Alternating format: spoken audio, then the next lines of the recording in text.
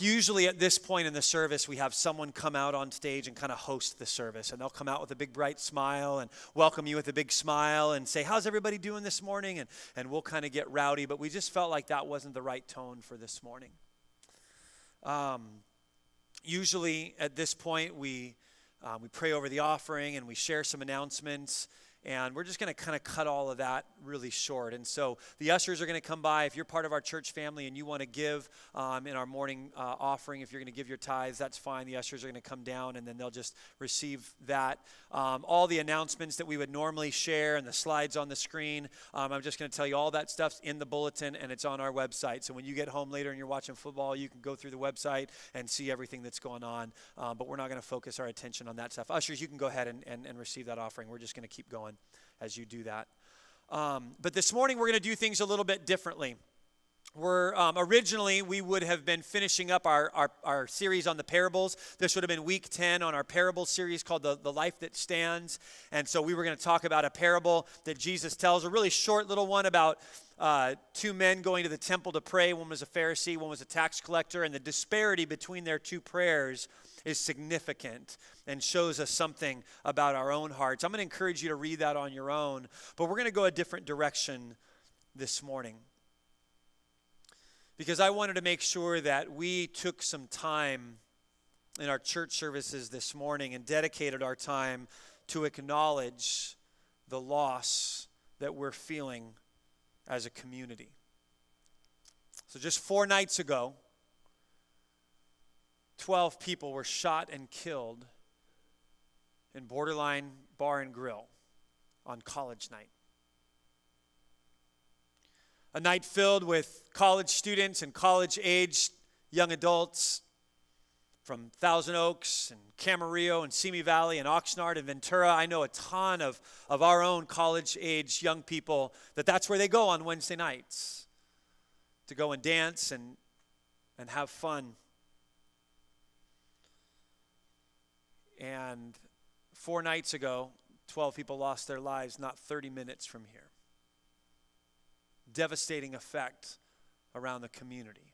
You and I woke up the next morning, pulled out our phones, scrolled through feeds just to see what was going on, and the words Thousand Oaks and shooting caught our eye. We turn on the news or we watch a video and laid there or sat there in shocked horror as we heard that stuff that happens there has happened here. And then less than 24 hours after we received that news, another tragedy rocked our community. The fires started both here in Ventura County and LA County and up north. And now we've watched as tens of thousands of acres have been burned. Thousands of homes and businesses have been destroyed and burned to the ground. We've watched on the news and on videos on our feeds as people have been evacuated from their homes and have escaped and are now huddled in shelters with nothing but the clothes on their backs. We've heard now about people ditching their cars, just jumping out of the car because the fire was coming too fast and running for safety. We've now heard about dozens who didn't make it.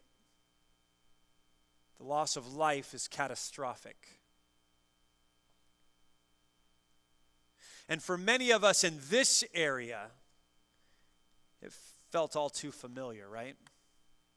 Felt all too familiar that less than a year ago, those same winds that were whipping through our community at night, whipping the fire up. And we laid there in bed or sat there in our living rooms and heard the wind rattling our windows, watched the trees bending in the wind, and it felt just like it did 11 months ago. The evacuation watch, VC emergency on your phone, refresh. What's the newest, what's the latest, what's the newest, what's happening, where's the fire spreading, where is it going, are we being evacuated, are they being evacuated, is she okay, is he okay?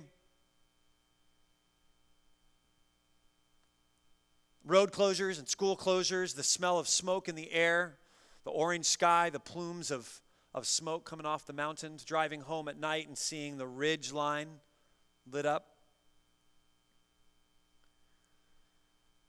And so this morning I want to do the only thing I know to do. I want to turn to God's word for some sort of hope, some sort of help, some sort of comfort, some sort of strength. And so we're going to turn to a passage in the book of Psalms, chapter 121. And so if you have a Bible, or there's a Bible in the pew rack in front of you, or you want to use your phone, I'm just going to invite you to turn there. It's about somewhere in the middle of the Bible. We're going to go to Psalm 121. And I'm going to read all 8 verses. It's pretty short. I'm going to read all 8 verses, and you can follow along. And then we're going to talk about this.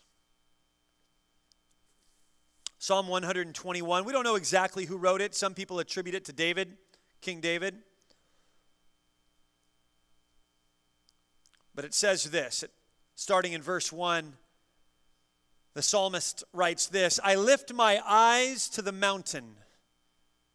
Then there's a dash, a pause. And then this rhetorical question, where does my help come from? The answer is, my help comes from the Lord, the maker of heaven and earth.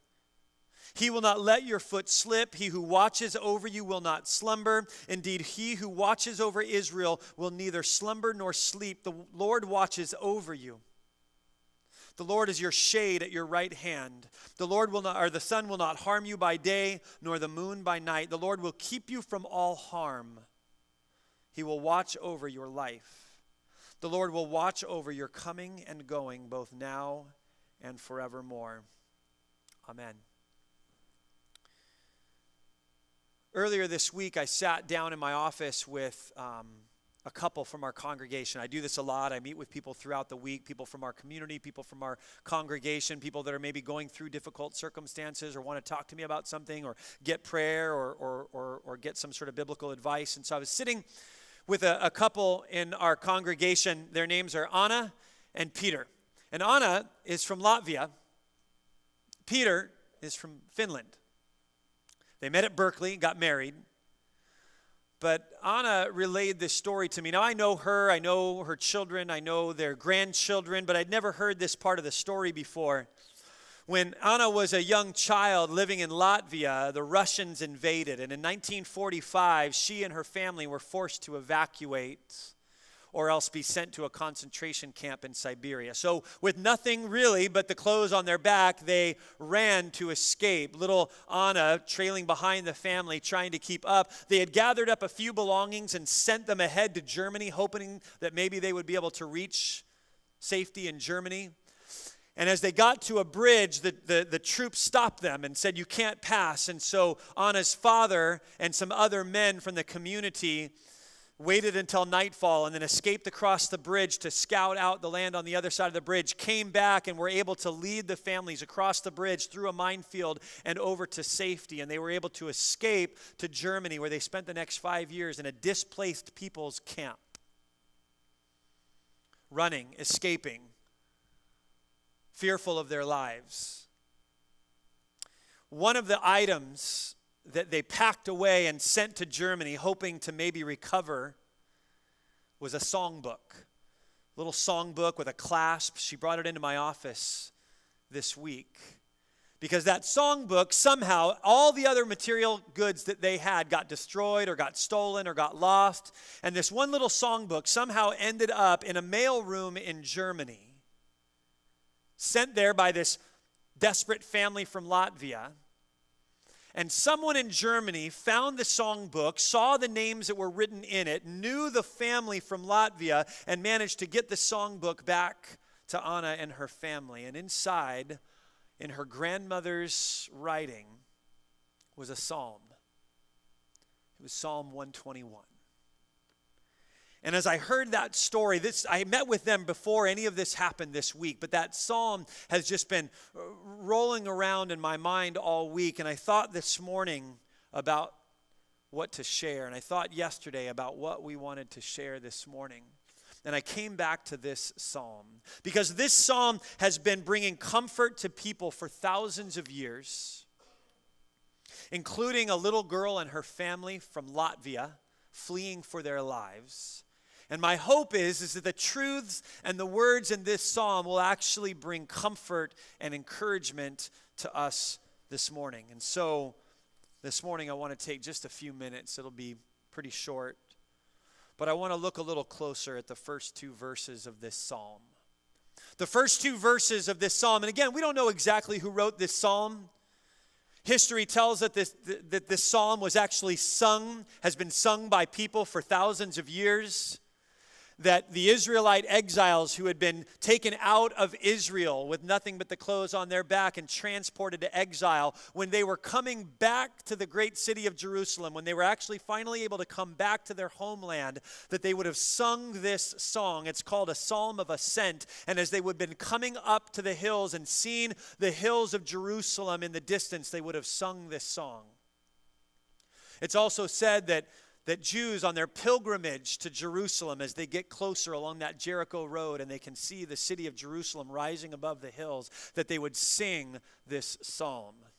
And so the first words of this psalm simply say this: I lift my eyes up to the mountains. Pause. Now in the Hebrew there's no dash, but in English poetry we insert that dash to indicate a pause. And I want you to just hang on that moment with me for just a moment. He's saying, I looked up to the mountains. Nothing. And the longing, desperate question follows. Where does my help come from? See, in the ancient world, mountains represented strength. In the ancient world, when the psalmist would have written this psalm, mountains represented strength, power, authority, safety, protection, security. If you wanted to build a fortress that was protected from the enemy, you would build on high ground. Any of you that have ever served in a military battle, you know that you want to try to take the high ground. That's where the safety is. The valley represents vulnerability and weakness. The mountain represents strength and security and protection. And so the psalmist is looking at the one thing on this earth that he knows can offer help. The one thing in his mind that represents strength and stability and protection. And then he asks this question: where does my help come from? If I look to the mountains, will I find help? Will I find hope? Will I find strength? And you can almost hear the despair and the desperation in the voice of the psalmist as he asks this question. It's almost as if he recognizes the futility in the question that he's asking. He's looking at these mountains, these static mountains that don't move, that don't do anything, that can't offer anything. They represent strength. They represent stability. And he looks to those mountains and he's saying, if that can't help me, then what can? Like he's realizing that even the mountains that represent strength and stability and protection can't provide the help that he needs. And so his question is, then what will? Where will my help come from? I think about this great nation that has been constructed and built on the backs of hard work, on a blessing from God, on the sacrifice of our troops and the wives and moms and dads and children, husbands that supported.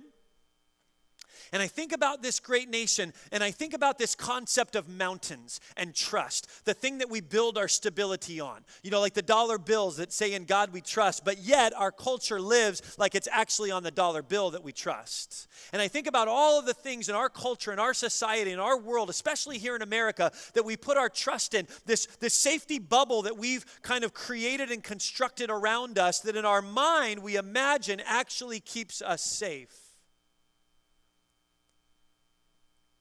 We live in a society that has looked to created things for help, that has looked to created things for stability, that has looked to created things for hope, that has looked to created things for strength and protection. We too have looked to the mountains for help. The mountain of political party, the mountain of political view, the mountain of public policy, the mountain of legislation, the mountain of our own wisdom and scientific achievement on which we build our stability and our strength and our hope and our security. The mountain of our economy, which is booming and robust, and yet in reality offers no protection.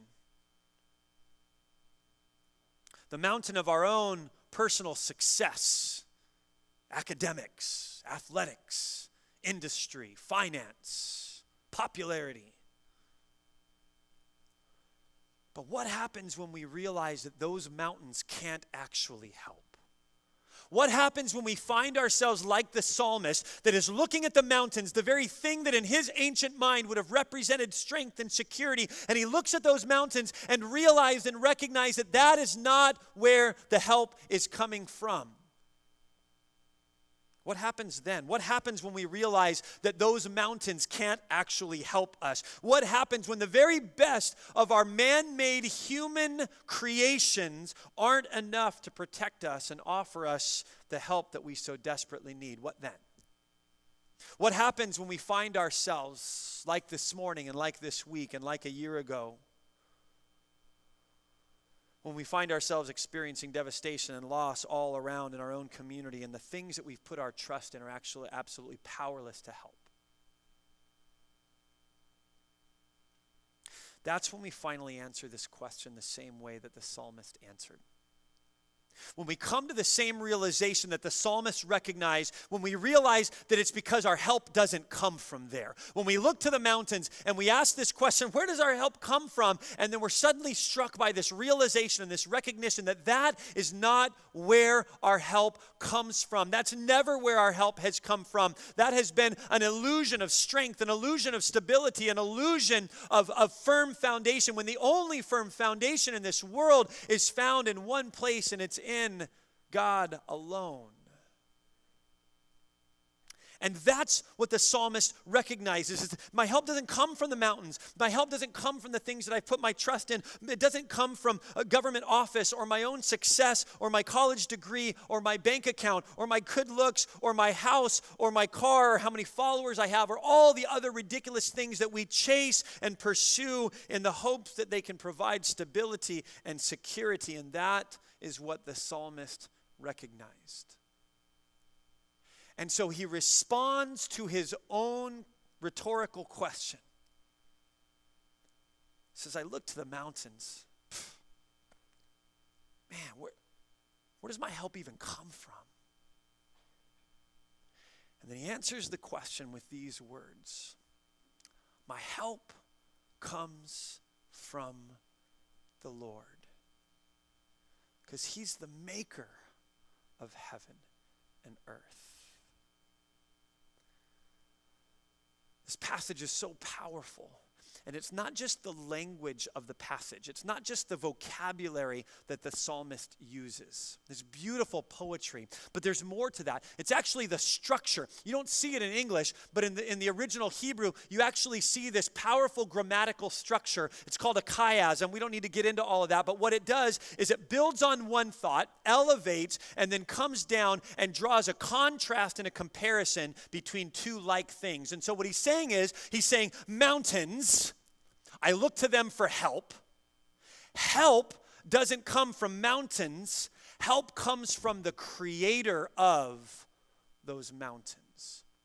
And so the structure of this passage actually serves to create this contrast between the created things that we have looked to and the one who actually created the created things that we look to.